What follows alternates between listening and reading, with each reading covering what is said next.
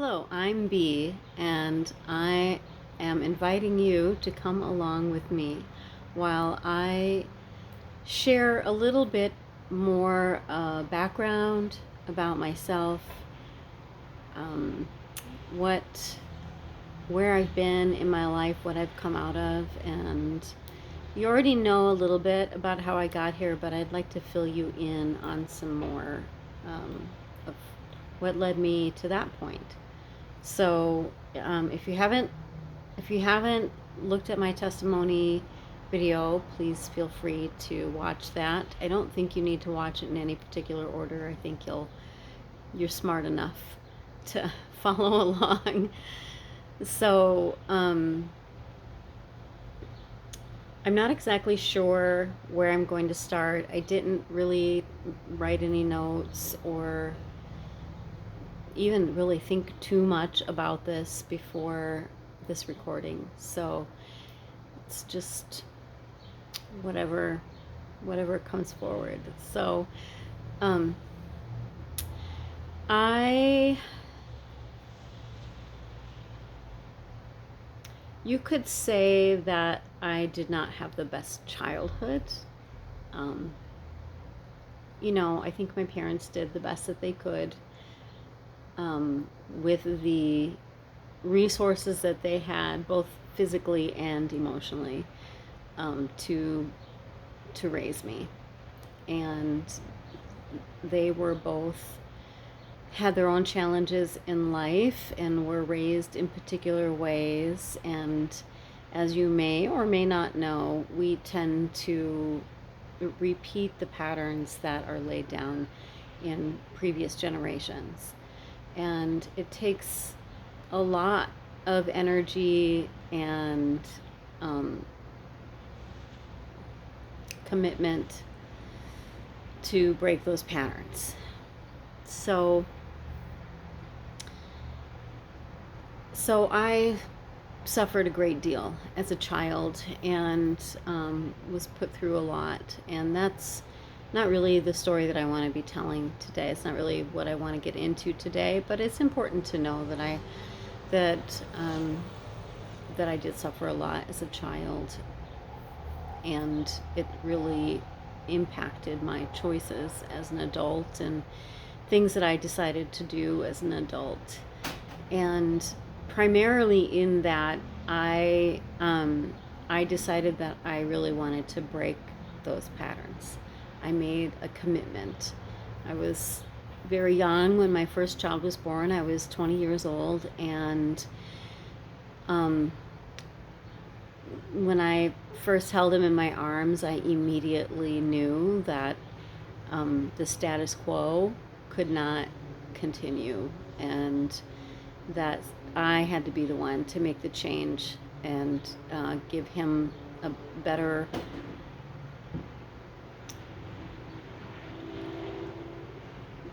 chance at life, I guess, at being successful and having a good life, and also just good relationship. So I didn't want to carry on the patterns that both of my parents had carried forward and that were just rampant through the generations. And so I made a very firm commitment very early on to do something about that. I didn't know what to do, and I didn't really have any examples of what to do. And complicating that for me is that I didn't grow up in one place. I was a military brat, and so I moved 33 times by the time I turned 15 years old. And I had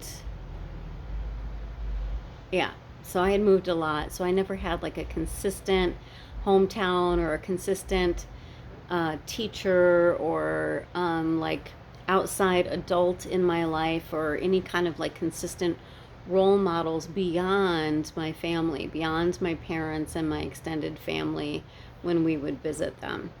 And so it really kind of left me with a void of what an example of how I wanted to be and what kind of parent I wanted to be, what kind of adult I wanted to be in the world. I only knew what I didn't want. And so I feel like I was just kind of, you know, stumbling around in the dark, trying to find the light switch, you know?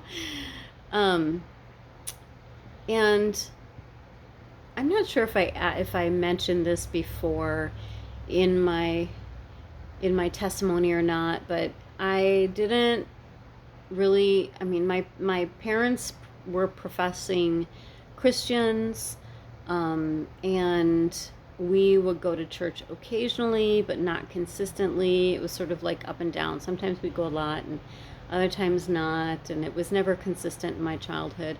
And we never consistently went to any one type of church either. It depended on where we were stationed and what was available.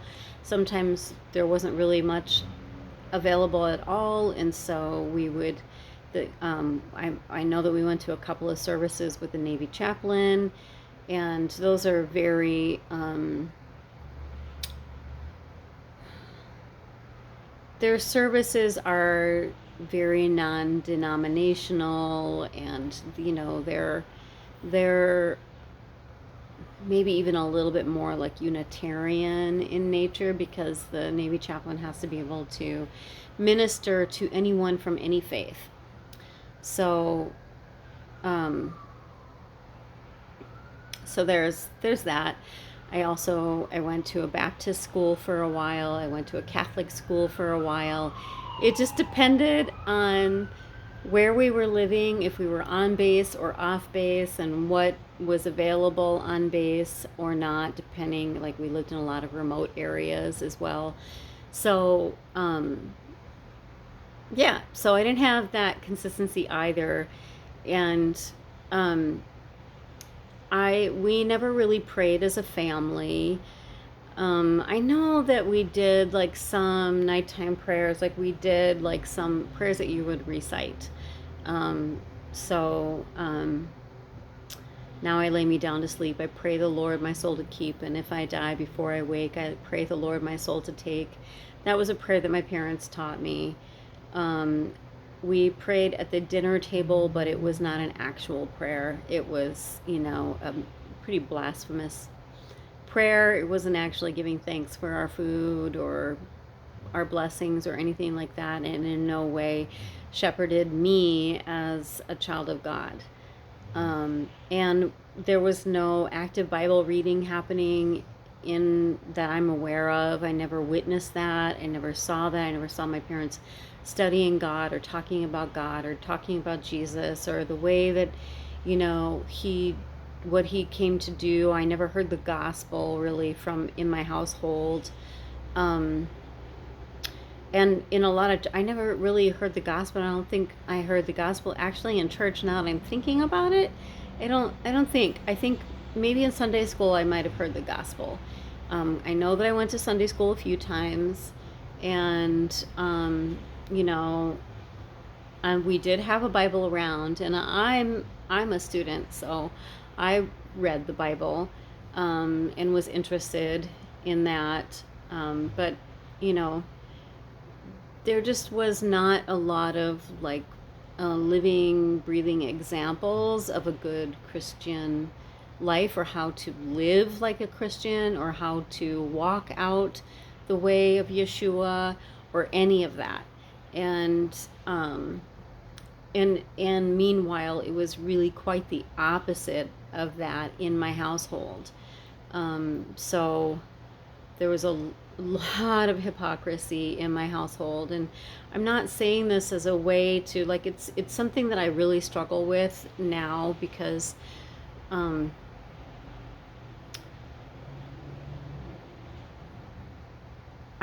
I still am not sure, like, when you go through certain things in life at the hands of other people,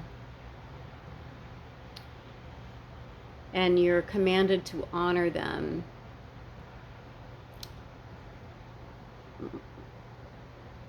what is really honoring them? Is it honoring them um, to not talk about it, sweep it under the rug? Or is it honoring to be honest and to rise above it? Those are questions that I walk with a lot. But again, I guess that's not really what I was wanting to talk about. Maybe that's something I can dig into another time when I feel more prepared to talk about that subject. It's kind of a big one, so we'll just leave that one aside. But I would love to hear other people who maybe have walked with similar questions in their own life, and where you're at with that. And the other reason is I want to be able to come back with some scripture, because there's a couple of areas in scripture that talk about the parents' responsibility. Because one of the things that I was often told was the fifth commandment, to honor thy mother and thy father, and it was used as a way to justify abuse and to gaslight me. We'll just say that. I know that that word might be a little icky for some people, but I mean it in the truest sense of the word, not in any other way than like the real way. So, but again, we'll come back to that another time when I'm prepared and I've got my scripture in front of me and I can quote those things and really dig into that conversation, because I think it's an important conversation to be having. I think a lot of us have been through that, and I think we all have different ways of handling things, really difficult childhood things, and I think it's important to talk about it. So we'll come back to that another time. So, but that's kind of like the basic background of my childhood and kind of what it was like for me growing up. I had to make friends really fast, because we were going to leave really soon. I think we averaged a move every 6 months. It wasn't the reality. There were some places where we moved really often, and then sometimes we would stay like a year or a year and a half somewhere. But we'd never really stayed anywhere very long. And so I always knew that I had to make my friends really fast. And when I lived on base, that was sort of like the given. We all knew that, like all of the military brats, at least back then. I don't know what it's like now. I know that things are very different now for military families, and all of it. It's just a different story than it was when I was growing up. But we all knew, like, it was an unspoken just reality of, we have to hurry up. We need to figure out who your best friend is and just, get fast and furious, thick as thieves with one another. And so we developed this ability to do that. And, interestingly enough, it's exactly the same phenomenon as what the world of psychology calls trauma bonding. When you just sort of like spill your guts right away and share everything about yourself, like oversharing. You don't take time to get to know one another and go slow. There's no real boundaries, So I think that's really interesting that that's the same phenomenon at work. Trauma bonding. So, but then when we weren't on base, either we didn't have base housing or, like my father had recruiting duty a couple of times, or we weren't completely immersed in the life on base. Like I wasn't going to a DoD school, I was going off base, or we lived off base. All of those things really impacted what my life was like as a child, and how the people around me, the kids around me, treated me. Whenever we lived off base or I was going to school off base, I got teased a lot. I got bullied, got into rock fights, and some pretty, depending on where we were living, there were some places where we were living where there was really horrendous bullying. Um, and, like by today's standards, I don't even know what they would do to those kids. It's a different world today than it was back then. And we just sort of like, like it was just considered normal back then. And no one really did anything about it. So, but that, definitely really informed me. I learned a lot about other people and how they are, depending on if you're in the in group or you're not on the in group. And I became very adaptable. So I really learned how to adapt to my environment really quickly and to develop a rapport with others really quickly.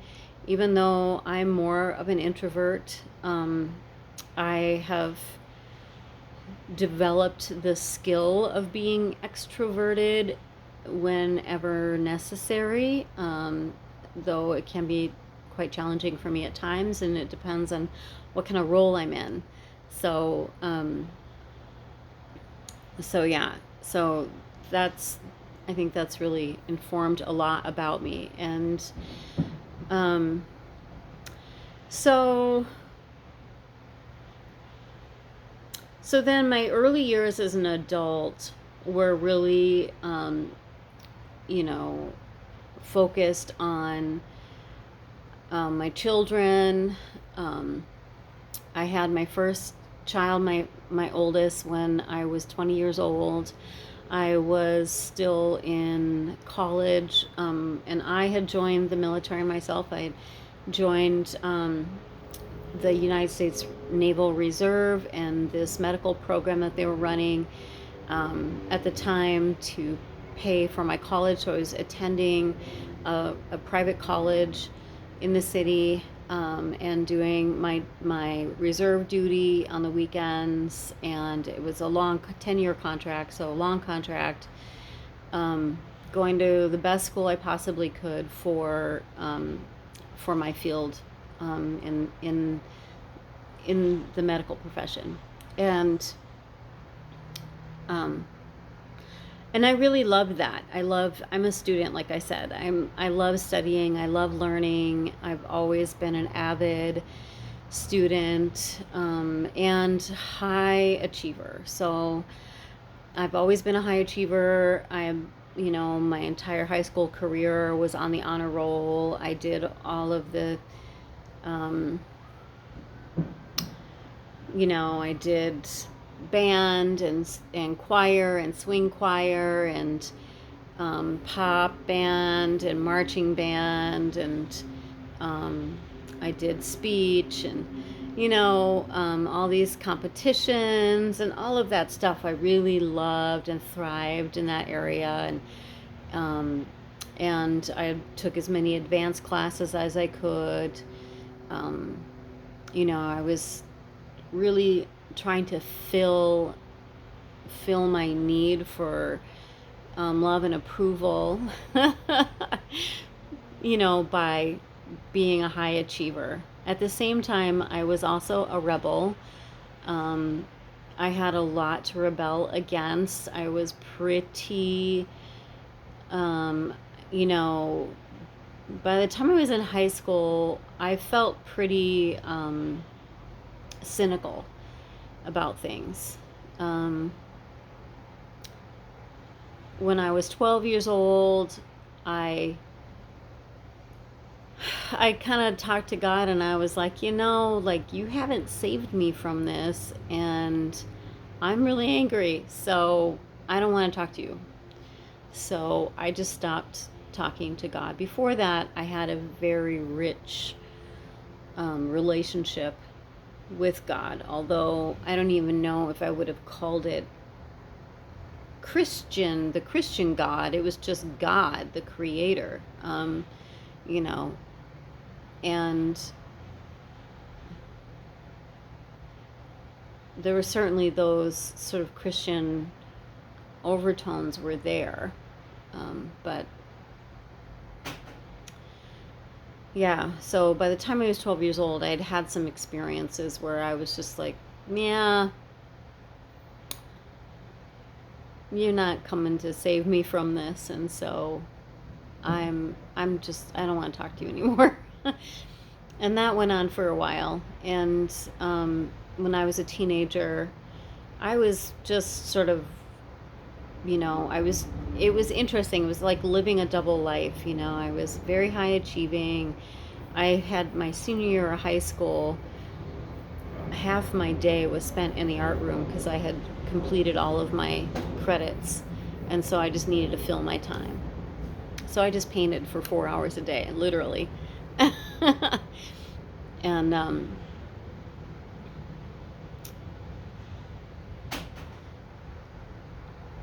yeah, and at the same time that I was a super high achiever, I was also, smoking and drinking and partying and,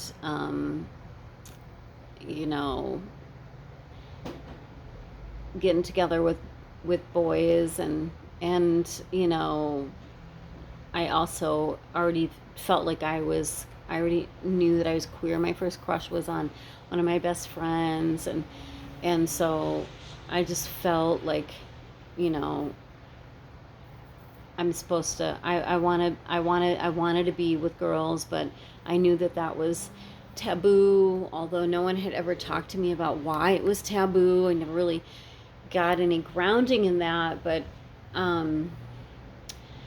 I knew that it was, and I was living on base, in the military, and that was long before the military became a don't ask, don't tell, and it was very dangerous to be out, and you could just, I don't know how to explain it because I was just a kid, 13 and 14 years old when I first started to realize that I was attracted to girls, and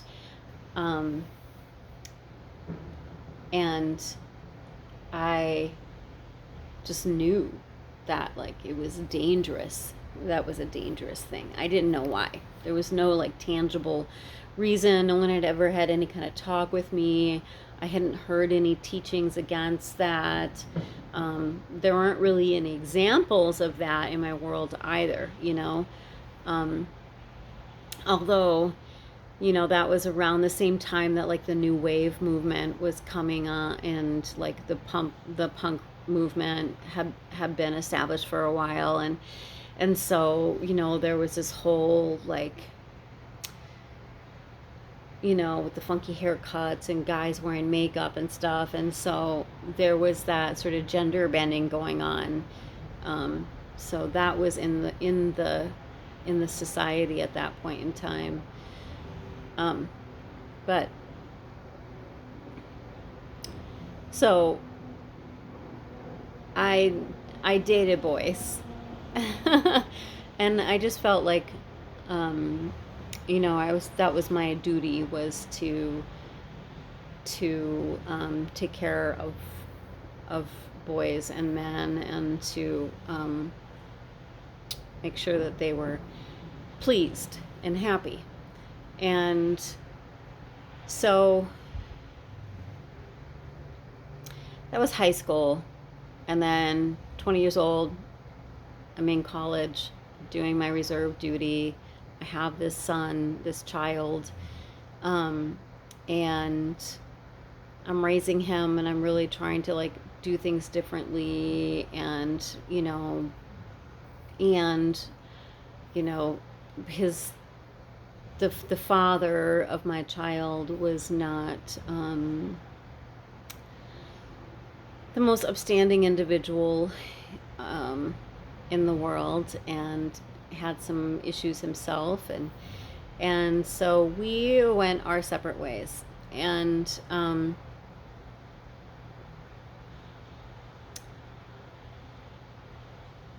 we went our separate ways. I um, just continued doing what I was doing, going to college and taking care of my son, and really trying not to repeat what my parents had done, which, if you come out of abuse, it is so hard not to be an abuser. It's anyone who's out there who is considering being a parent needs to know, and we don't talk about this openly enough, but what will happen is all of the things that were done to you at certain ages will come back when your children hit those ages, and and it will trigger you. And I'm using that word in the true sense of the word, not the pop culture sense of the word. So if you hear me using words that have been co-opted by the popular culture, please know that I am in no way using those words in that sense, in the pop culture sense. I am using them in the literal, defined sense of the word, particularly words used that are from the realm of psychology and psychiatry. These words have real meanings, and they really, it's really important that we not contribute to hyperbole, because that is the end of society. Is one of the cornerstones of that is hyperbole, I swear. So no hyperbole here, okay? I am not a fan. If anything, I might make understatements, but I am not going to be giving you any hyperbole. So, but that's what will happen to you when you have a child, and you have unresolved, in particular, unresolved trauma, or maybe even things that you don't even have necessarily in your conscious memory. And what will happen is that when that child hits the age that you had certain experiences at, you will get triggered. You will return back to that state of mind, that frame of mind that you were in when you were that age, and you are very likely to respond to your child in the way that perhaps you should have been, not should have, but would be appropriate to respond to the person who is harming you. And that's how abuse perpetuates itself. And it's not a conscious thing. No one ever consciously says, oh, I want to abuse my children. I want to hurt and harm and terrorize my children. Nobody consciously decides to do that. Okay? That's just not how it works. God did not design us that way. God designed us to love our children. That's why when mothers give birth to their children, the bonding hormone is excreted during labor, and the bonding hormone is excreted during skin-to-skin contact. The bonding hormone is excreted during breastfeeding. It's excreted just when you look at your baby. And that's the same hormone that's excreted when you are having sexual union with someone, or when you're having an orgasm. It's the same exact hormone, and it floods the brain, and it is like this milky substance that floods the brain, and gives us like this. It's not just pleasure. It's like not just a physical pleasure, but it's this deep sort of emotional, almost mystical sense of oneness with that other person. the same thing happens when you hug somebody for more than 30 seconds. You start to excrete that bonding hormone. And that's, God created us that way. Isn't that amazing that we were created this way, that this is something that like is innate, you know? And so we are innately wired to bond with our children in this really deep and meaningful way.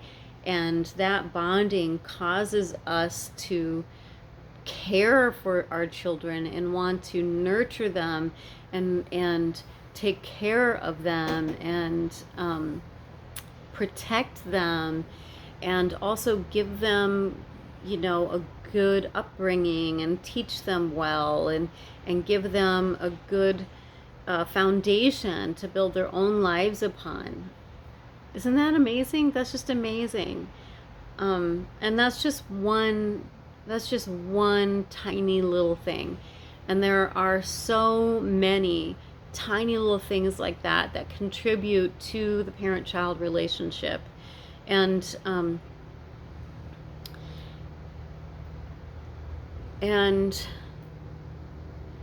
so nobody just is like decides consciously, oh yeah, this is what I want to do. That's just not how it works. Typically people are in a state of some kind of dissociation when they are being abusive. And, you know, trust me, I have done the rabbit hole of the, like, where does it stop? So if they were dissociated, and because they were, and I know what happened to them, and then I go back another generation and I know what happened to them, and I go back another generation, I know what happened to them, and that kind of leads me into like historical generational trauma, you know, things that happen to whole groups of people, you know. So you can follow this thread all the way back.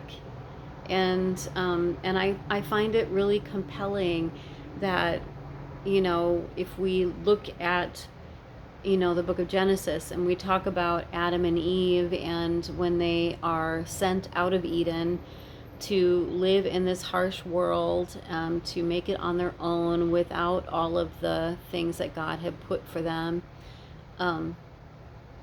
and, you know, and then, you know, that covering of God was taken away, right? So they had to go out into the wilds, so to speak, without the covering of God, without this blessing of God, which is essentially like taking a toddler and just putting it out into the world by itself. Okay, figure it out, you know?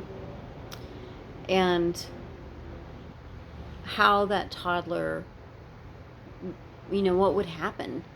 How would that toddler survive? What would be the things that would happen, you know? And in the wild, in this metaphor that we're talking about, you know, is already populated by the fallen ones. So they're already there in the wild. They're already there in the harsh world. And, you know, taking advantage. I mean, the first manipulation, the first abuse, the first coercion that happened in the garden, you know, the gaslighting and the manipulation and convincing them, oh yeah, well, you can do this, you know, because, you know, your father is lying to you. He's just trying to keep you away from this because he doesn't want you to have the good things, you know. And I don't know if you have ever experienced such a thing as narcissistic abuse. Again, I know it's really popular right now. Pop culture has really like sort of co-opted this and almost made it meaningless, but it's not meaningless to those of us who've survived that sort of thing.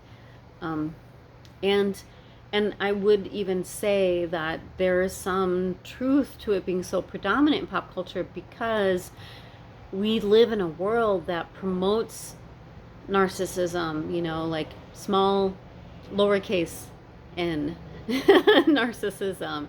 We live in a world that promotes that. We live in a world that is very self-centered.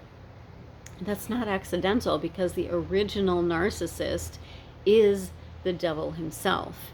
And if he can convince whole generations of people to become obsessed with themselves, I mean, that again is the story of the Garden of Eden right there. That is the story of that first betrayal. So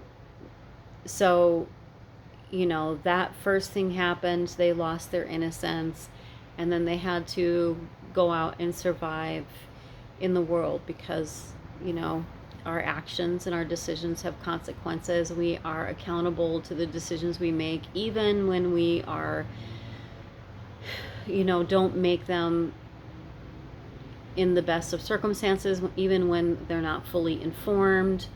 How many times have you done something you didn't have all of the information on, and then later you were like, oh dang, you still had to pay the consequences for that. And that's just the way it is. That's just the way the natural laws that are in place and how things are built. So but the kingdom of darkness will take advantage of that, and they do constantly. And so then we see something like one brother being jealous of another brother and brutally murdering him. And that's the first murder in the world. And then we just see this vicious cycle of this betrayal and retribution, and and the constant meddling from the kingdom of darkness, the constant intruding thoughts, the constant critical thoughts, and criticism from others, and blame and shame, and all of that. And it just piles up and piles up and piles up. And here we are, many, many, many thousands of years later, and it's still the same essential story unfolding. So,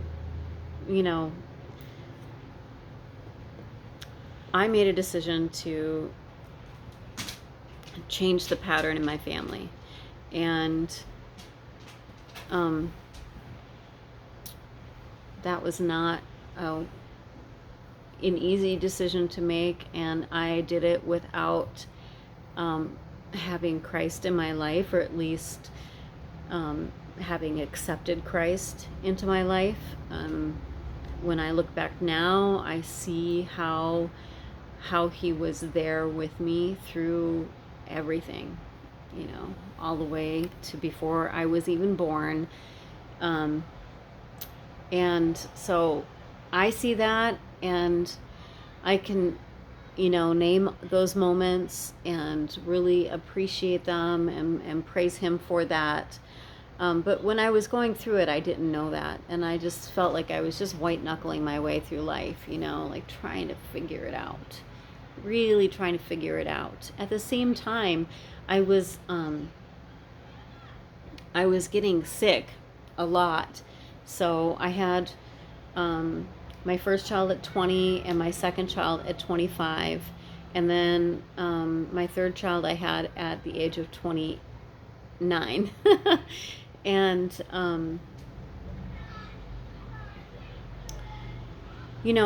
I learned more as I went on. Of course, as we do through time, we learned more. And each of my children they all had different fathers. I did not have good luck in relationships at all. I did not have a good foundation for what a healthy relationship was supposed to look like, or what I how I was supposed to be in relationship with another person, um, and definitely with, my relationship to men more generally, was really skewed, and so it really predisposed me to some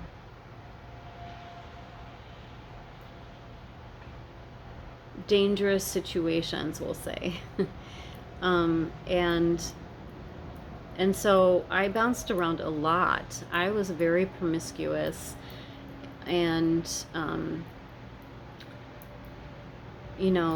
there's a lot there about things that I went through as a kid that caused me to be that way.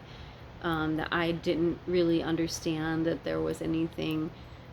It was just what I knew. It was just what I knew. And so,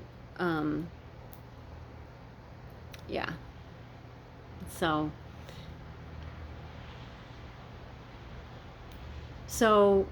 I learned, but it was a really steep learning curve for me, and very bumpy and rocky and difficult, and I was not perfect. I definitely failed. I definitely failed, in certain moments. I definitely lost some battles. Um, um, so in that endeavor, however, I'm still here, and I do think that that particular war I won. That war I won. So I can say that confidently. It's taken me a long time to get to the point where I can like say out loud, that I won. I didn't repeat that pattern with my children, even though I wasn't perfect. Even though I didn't do it perfectly, I didn't. Nonetheless, I did not abuse my children. I did not, you know, abuse is not the same thing as, like, if you have an outburst, or you spank your child, or you do something that you regret later, and and then that's it.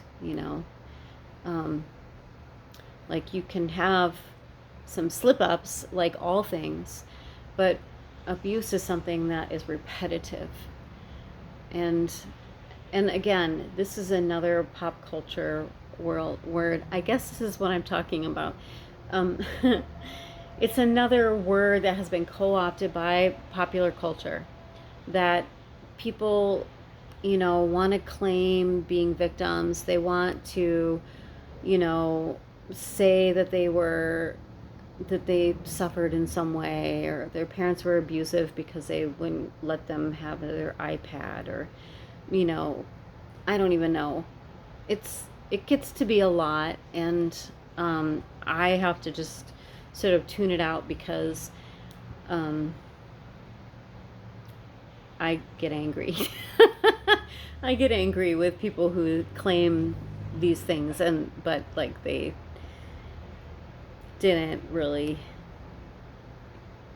And at the same time, I do want to acknowledge that, even though some of these people who are saying they were abused didn't really suffer any kind of abuse, there may have been abuse further back in their family, and they may be having symptoms of epigenetic or generational trauma, and that is a real quantifiable thing that has been identified in science. Like, they can identify in the cells, in the tissue of mice, that they carry certain genetic markers for things that previous generations had suffered. So, for example, and they've studied humans too. So, just for an example, one example would be, they studied some Irish families, and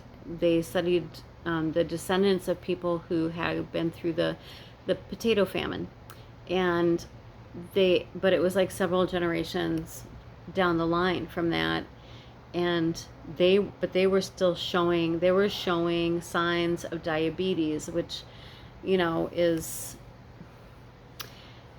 a so that was something that maybe their predecessors would have showed up, right? But then that has stayed in the genetic markers, whereas people who hadn't suffered that famine didn't have the same kind of markers like that. So I'm not speaking on it very well, but it's something to check out, epigenetic science. It's pretty fascinating stuff, and it's totally real, and it also lines up with ancient teachings. It lines up with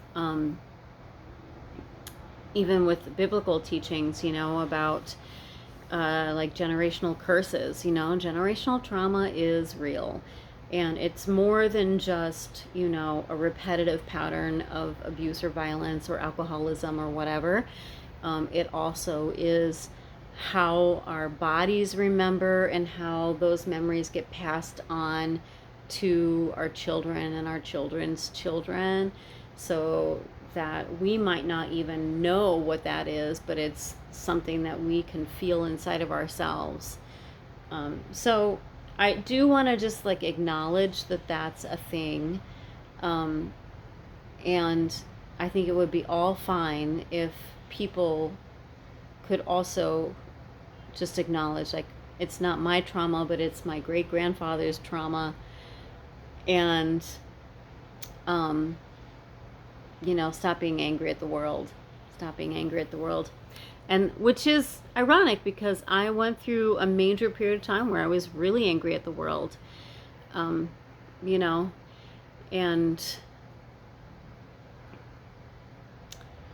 I did have some reason to be angry at the world. But at some point you have to just stop being angry at the world, because it doesn't serve anything. And it's only destructive. It's only ever destructive. So,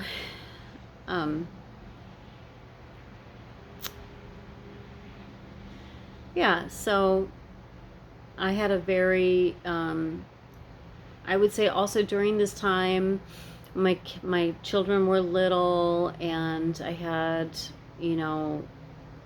had various different partners at various different times, and I did occasionally have a girlfriend here and there, and when I was in college, I took this world religion class, and I think I talked about this a little bit in my testimony, and I was very interested in psychology and in world religion and natural healing, all those types of topics. And so that was the direction that I went. And I was also starting to get sick a lot, starting to have some very odd symptoms of things that were like a lot of autoimmune types of symptoms, and I was going to doctors. Nobody could find what was wrong with me. And but I was in a lot of pain. I was exhausted. I had things going on with my skin and my stomach and all kinds of things. I was just debilitated. I used to say that I was living like an 80-year-old in a 20-something body. So I went through a lot, and I had a lot of really negative experiences with the medical establishment very early on. And very early on, I just figured it out, this is not good, and I don't want any part of this. And meanwhile, I'm working in the medical system. So, and I have on and off for most of my life, to one degree or another, doing hands-on direct care with people. And I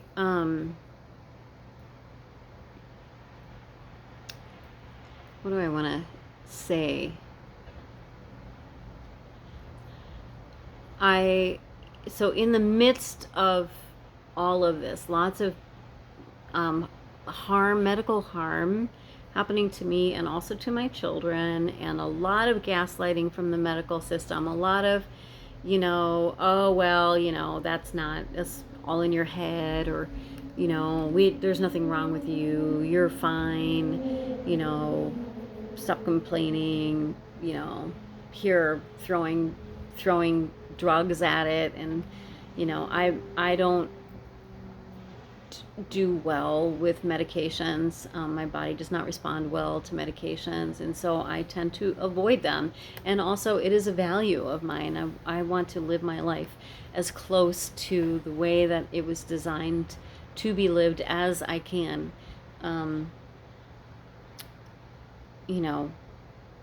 So that is a value that I have.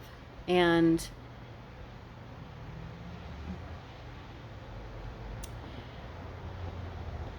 so I was just looking and seeking and reading and studying, and I'm a very spiritual person, and I've had a lot of, spiritual experiences and supernatural experiences. And so all of these things sort of all coalesce, or all jumbled together into this big stone soup of my life. And so through that process, I started looking into all kinds of different spiritual paths and ways to heal, different ways of healing, different modalities of healing, mostly a lot of hands-on stuff. My degree was in physical therapy, and so I've always been really passionate about hands-on manual therapy. There's just something about touch that's really amazing, and God designed us that way, and so I've always been interested in that sort of part of the healing world. So different types of massage, body work, energy work, all that type of thing. And so it just led me down this road of alternative medicine, natural medicine, and combined with my spiritual explorations, which were vast, quite vast. And I've always just been very curious. I've always had a really hunger for the truth, and a hunger for hunger for the truth, and what's out there, and how can I connect to God. And so that has led me down a lot of winding streets, and I've studied a lot of different things in my life, and which is a big part of why I'm wanting to have this channel, to talk about some of those things, and how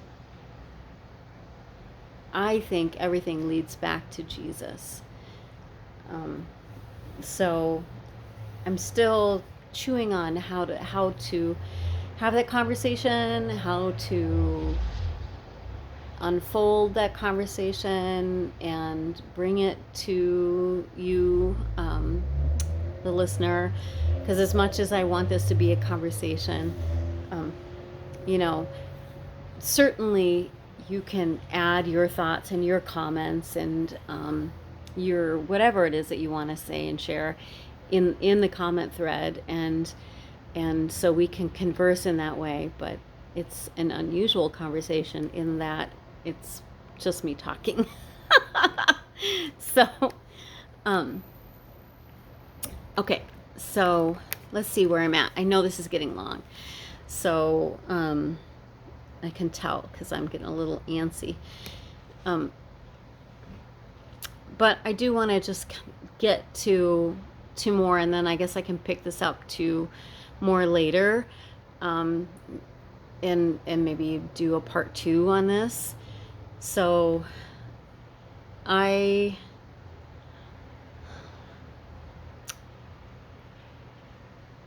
yeah, probably part 2 is a really good idea. So I can tell you about how I wound up actually getting into, I started calling myself a witch. And that is something I would love to talk about. Like, I want to do a whole separate thing about witchcraft and magic and the what's out there and what people perceive it as. And there's just a lot of nuance to that I think would be a really great thing to be talking about. That I think it's important for people on all sides of Jesus to be talking about what witchcraft really is, and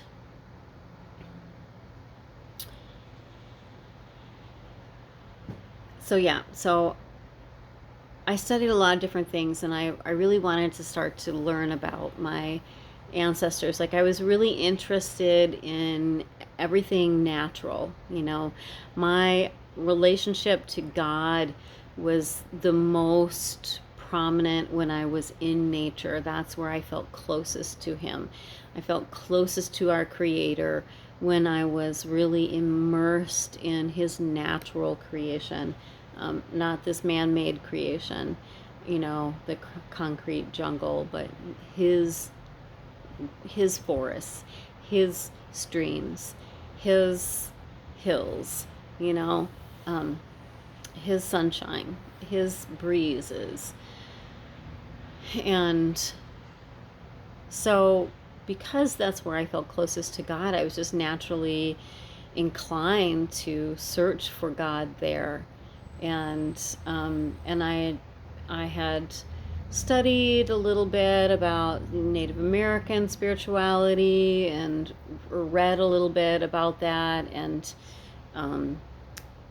I thought, well, that's not, I don't really want to go down that path. Like, I am, I know that I have some ancestors somewhere that were most likely Dakota or Ojibwe, but there's no way of knowing. It's just a guess based on the location. But it just didn't feel right for me to dive into that, like to claim that. And so I just didn't feel comfortable about that, I did a little bit of exploration, and then I decided to look into, well, what did my direct ancestors, like, what were some of the traditions that they were a part of? What were some of the things that they did? And I started to explore, and at first, before I really knew the stories, I was just sort of taking guesses, like, okay, what about the Celtic people? What about the Vikings? Because those are predominantly my ancestors. And so I started to study those pre-Christian traditions, and I got into this group that was doing a lot of seasonal celebrations and also studying those cultural roots. So not as because I had already looked into Wicca and looked into different types of Wicca adjacent stuff, and I was really turned off by it. One of the first Wicca rituals that I tried going to was this Dianic Wicca ritual that was like, oh, we can't have any boys on over the age of 12 here. And I was the mother of a son, and so I was immediately turned off by that idea that my son would somehow be not allowed to be a part of this spiritual path that I was walking on. That didn't make any sense to me. It didn't make any sense to me, like, how do we, okay, if we are saying that we don't want men to be a part of this because men are, the whole feminist kind of ideology of like how men are, I don't know, bad and violent, misogynist and all this stuff. Well, how we don't teach them to respect women by discluding them from our spaces. We don't teach our sons to be good, upstanding men by shaming them because they have male genitalia. Like, that doesn't make any sense at all. So no. And I didn't like how Wicca just combines everything. It just like takes from all these different places. There's no, like, people like to say that there's actually a tradition that it comes out of, but there isn't a real tradition that it comes up out of. It's all made up. It's all made up, and it's all taking from various different cultures and various different traditions, stealing from all these other places, and then like mushing them together and saying this is a tradition. There's no such thing as a traditional, like a line that goes back. That doesn't exist at all. It's all just made up. There's no real tradition there. So don't be fooled. Don't be fooled. But I did start to really get into my pre-Christian ancestral traditions. And I liked the Celtic traditions when we first got started. I liked, the idea of getting together at, during each season and singing songs together and making food together and playing games and, honoring the season and kind of like thinking about, this symbolism of the season, like springtime is a time when new life is coming forth and, your seeds are starting to sprout and, your new beginnings and that type of thing. I really liked that idea. It felt really good to me, and it felt like it was in sync with the rhythm of the earth, and I really enjoyed that. So I liked that. And then as time went on, it got more, related to the mythology, the Celtic mythology. And that I had a little bit harder time relating to. I didn't quite relate to it as much. There were a couple of things that I thought were neat and that I related to, but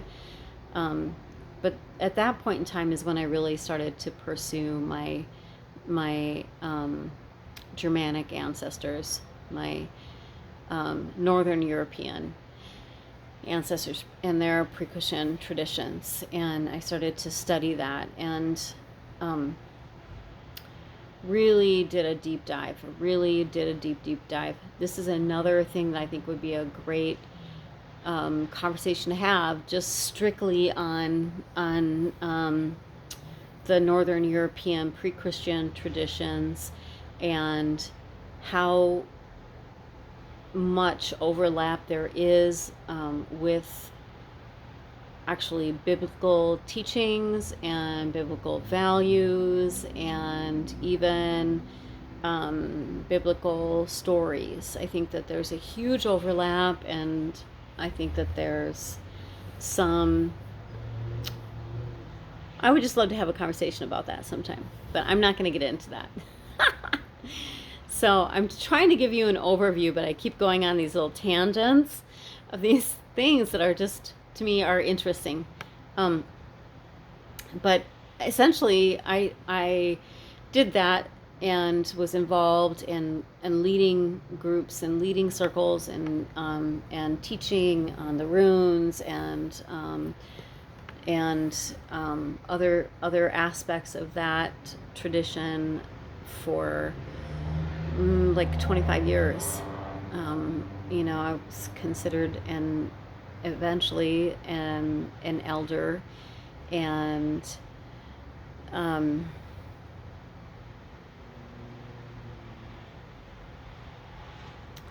yeah. And so by this time, I still would use the word witch sort of as like a reclamation of the word, is how I wound up using it. Um, it means, the word itself, the etymology of that word means awakened one, like essentially.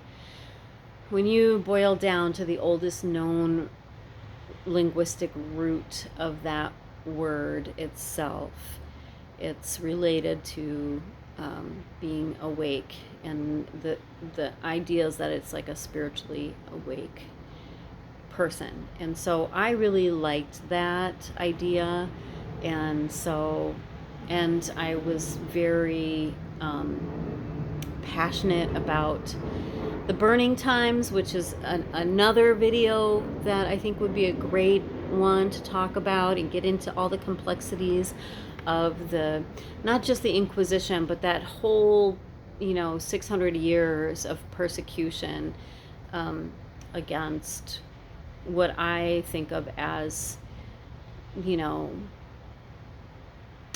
just the indigenous people who lived in those areas, and what Rome did. It started with Rome, but it continued beyond just Rome. It continued beyond the Catholic Church, and extended into the new Protestant Church too, persecuting people as well, and traveled all the way from Europe into the United States or America, and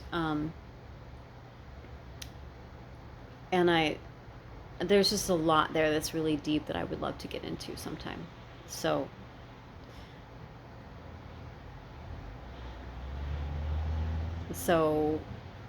I was really passionate about that, and I still feel passionate about it. I still think it's a super important topic to talk about, and I think it's so complex, and a lot of these topics are so complex. They're not black and white. It's not as easy to discern as one might originally think. There's a lot there, and I think when we throw the whole baby out with the bathwater on any topic, we are missing out on so much, and that there's truth. There are gems and treasures of truth hidden in everything, and that's how the devil works. He likes to have the truth there, and then just like put a tiny little drop of poison in it. And then depending on what side of the argument you're on, like your reaction is going to be extreme either way. It's extreme either way. So I'm really interested in talking about those things. But I'm just giving you a little bit of my history. There's a lot more that I want to share. I really want you to know where I've been, and what I've come through, but I definitely can tell that I'm going to have to do like another video about this, because it's just, I don't want this to be like 2 hours long. So I think I'm going to pause here, and I'll do a part 2.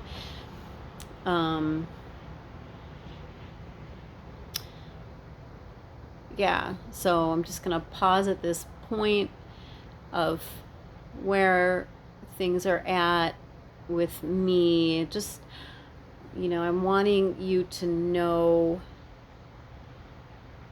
my history, because it's important that you can know a little bit more about who I am. That I'm not just some, I'm not. There's experiences that I've had in life that maybe you might be able to relate to, or someone might be able to relate to, and to see that I'm not just like some like polished, Christian woman who's like, you know, uh, puritanical and perfect, and um, you know, it's important to know that um, the changes that I've been through, and I will talk about this more in the second video on the part 2 of this. But the changes I've been through it's not anything that I have done of my own power. I have not.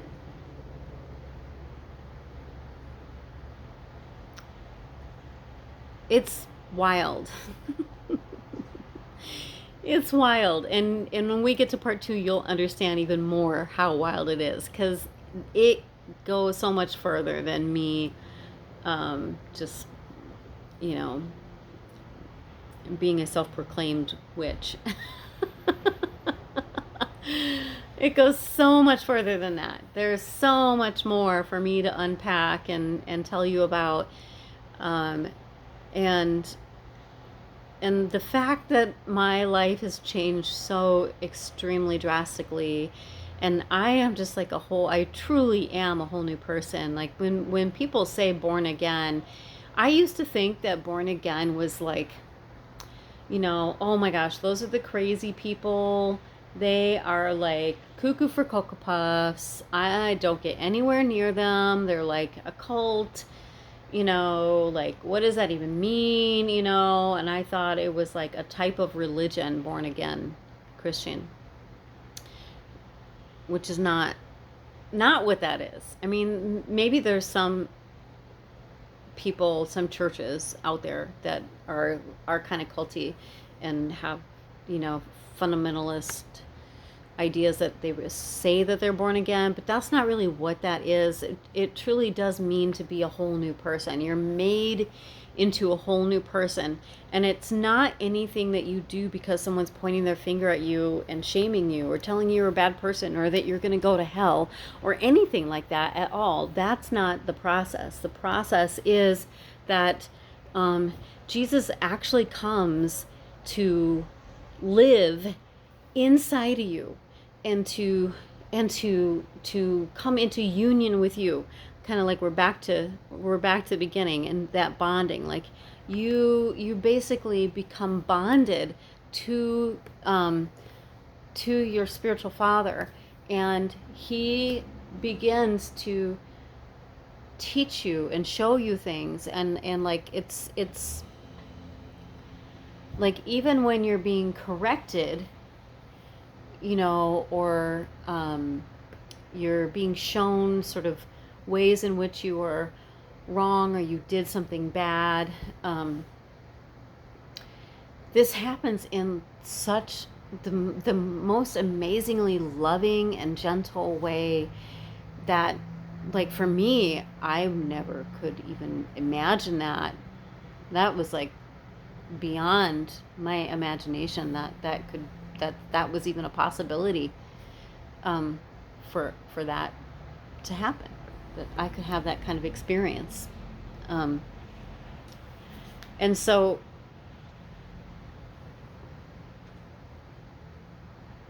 yeah, these changes, it's not something that you can just fake. It's not something that you can just do on your own strength. Like, it's not possible to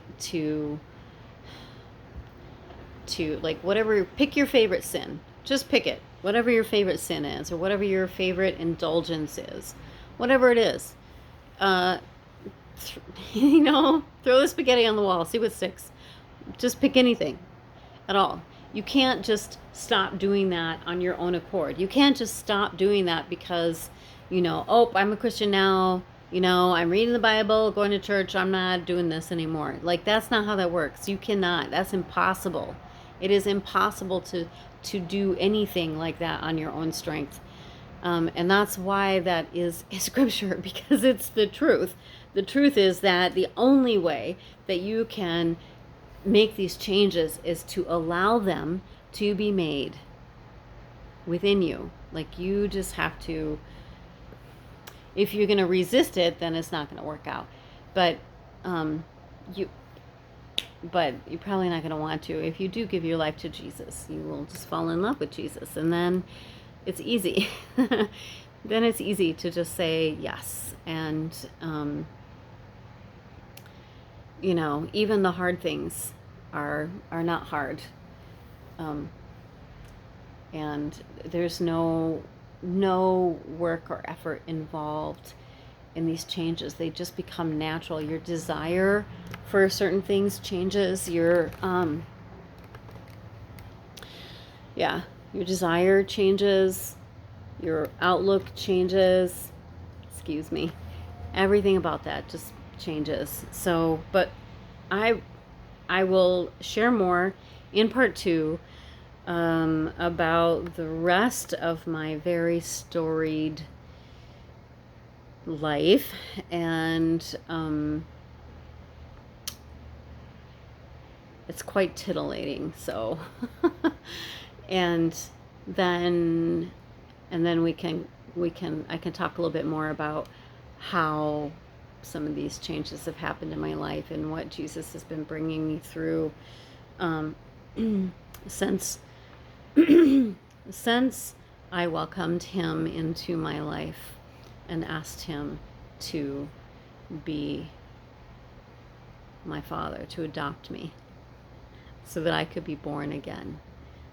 So I would love to share more about that in the next video, and I hope that I don't know what this I don't know what this I'm feeling compelled to share these things, and so here I am. I feel like I just want to be super real, and hopefully people can relate to that, and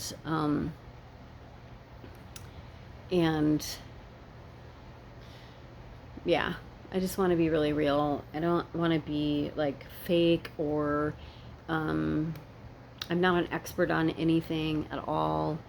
I'm just here doing what I am being led to do and sharing what I am being led to share, and I hope that somehow it can be a help to you and lead you home. Hopefully, hopefully you'll come home to Jesus. Just if you're on the fence right now, I would just encourage you just to,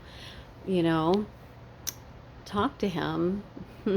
I know that might feel weird, talking to a person that you can't see and that you're not sure if they even exist or not. But if you just ask him to reveal himself to you, he will, in a way that you can understand, because he talks to each of us in ways that we can each individually understand, because each of us has a different way of looking at the world, and you'll just know. So and